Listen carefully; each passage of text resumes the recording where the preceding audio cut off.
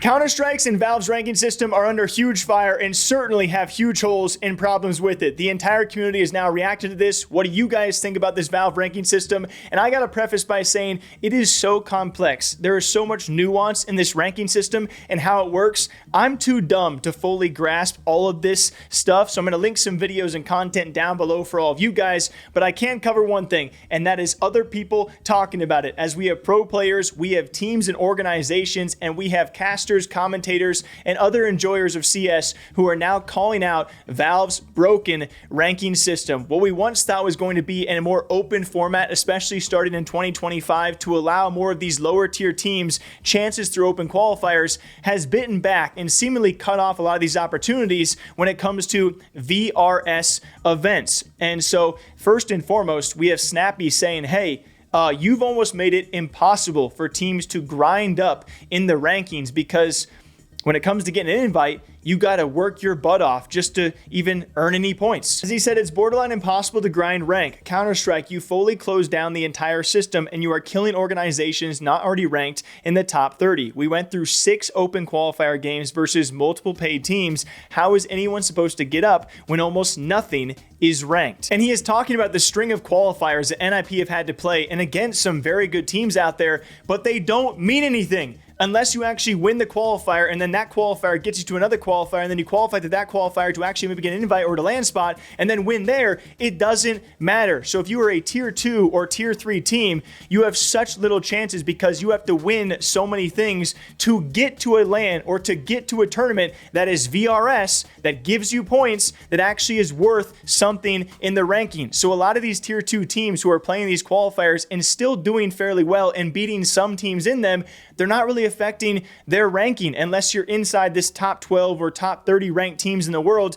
or you're getting direct invites. It is a very broken system. There is a great video out there by Vu. I'm going to link it down below, where he describes these issues at a much better way than I can. But when these VRS updates come out, especially in the middle of a tournament, already a broken system of this is during Katowice, for instance, right? Teams who are already eliminated during Katowice and have taken home some sort of prize money, that prize money goes towards their ranking. But the teams that are still competing haven't technically accrued prize money. And so with these VRS rankings being published, and they technically have $0 earned because they're still in the tournament, whether it's Katowice or something else, it kind of counts against them. And there are many other issues opposed just from that. In this qualifier, this is the Nordic qualifier. So that's going to most likely qualify you to another qualifier that might qualify you, or there might be another one after that, to the closed qualifier that qualifies you to the event.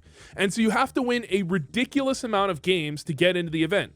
And the problem is, if we look at all these games, this is cool. All of these games from NIP, these are all probably going into their HLTV rating. But if you look at their VRS rating, they haven't played a ranked game since 2024. None of these games count towards their VRS points. So they have to grind a stupid amount of games to even get the chance to play one event. And MR12, in my opinion, isn't a bad format, but it does introduce a little bit of randomness, and we have to accept that. So to win like 10 games in a row just to get a single VRS a VRS ranked event, and you see constantly now NIP forfeit because of a scheduling conflict. I believe there's another one where NIP also forfeit because of a scheduling conflict. I think they won. They agreed to forfeit map 3 because of a scheduling conflict, or maybe it's a different team. There's constant teams just getting dumped out. They have scheduling conflicts all over the place because there's so many fucking games. You can't buy a VRS ranked game.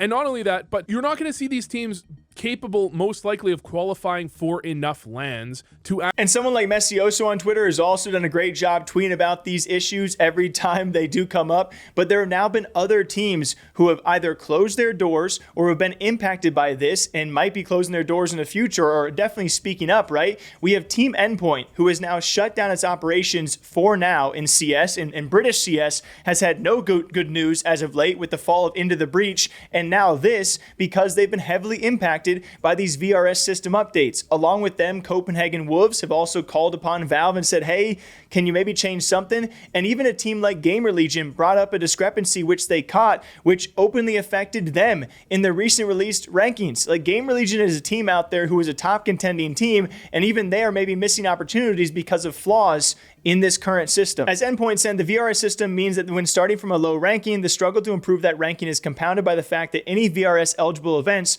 are invite only. Based on very VRS rank you are trying to improve. This in turn creates a much smaller and internal ecosystem. Combining this with a lack of funding and brands willing to get involved in the UK esports scene, ultimately that means that the cost incurred compared to revenue, or the potential of revenue, just becomes too great a risk to the wider company. So you have all of these VRS events now not doing like qualifiers because they don't have to or don't want to, and they can just directly invite all of these top teams, thus cutting off all these opportunities for these teams to qualify into a VRS event, which they need to be in to get more VRS points to climb into the ranking to actually get those direct invites or partake in other VRS events. So like, it's very problematic. And then Gamer Legion is saying, we have identified what appears to be a calculation discrepancy in the February Valve ranking update, specifically involving prize pool calculations and minimum prize pool guaranteed for teams still in competition, intended to balance out prize pools for teams that have already been eliminated. This issue has significantly impacted our standing and eligibility for recent invites,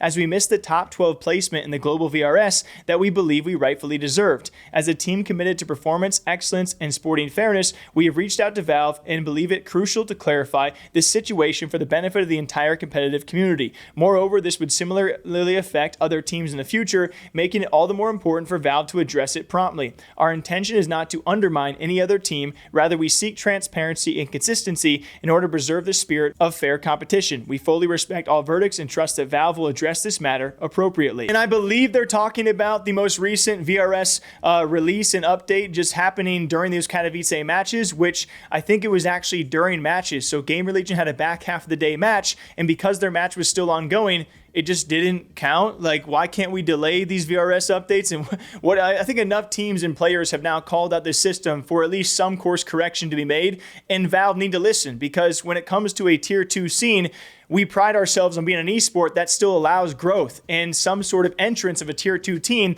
to potentially break into tier 1, where a lot of other esports don't even have that potential or possibility. And with this current system in place, it seems like we're negating that possibility from even being a thing, especially as we approach 2025, where we were thinking it's an open system, everyone has a chance, when very clearly right now, the way it's going, you have to be a good team already to have a good chance.